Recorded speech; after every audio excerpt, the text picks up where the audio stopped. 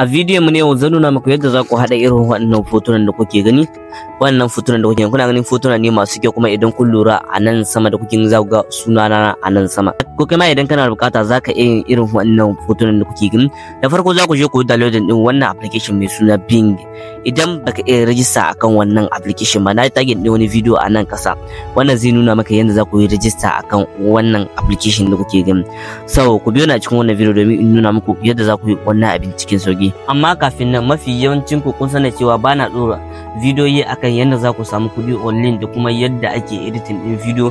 To a cikin wannan account da ne tagin din ne a nan kasa, shine zan dinga koya muku yadda za ku samu kuɗi online da kuma yadda ake editing din video na sauran abubuwa. So za ku iya following ina a wannan account da kuke gani.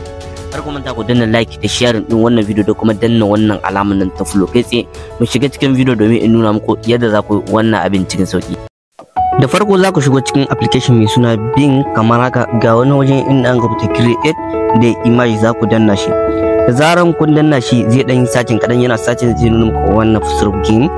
So wannan rubutun da kuke gani shine za ku rubuta a nan. Zan ajiye shi a cikin comment section, ku je ku yi copy sai nan sai ku zo ku yi wannan abin. Duk inda ka ga na saka sunana za ka iya gogewa ka saka sunanka. Da zaran ka kare ko za ka danna inda ku ga an rubuta create. Kana danna shi a nan za ku dan jira kaɗan, ya gama muku generating din abin da kuka tambaye shi. So da zaran ya kare, kuna ganin ga sunan foton da ya nuno mana, kuna ganin ga sunan da kuke gani. Misali yanzu zan yi click akai ne kamar haka, dan danna foton kamar haka da kuke gani. Zaran ka danna cikin maya, kuna ganin ga sunan fotuna ne masu kyau sosai, ba kaɗan ba.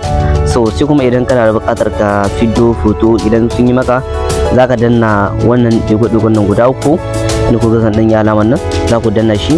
Da zaran kun danna digo-digon nan, ga wani waje inda rubuta telecharge, za ku danna shi.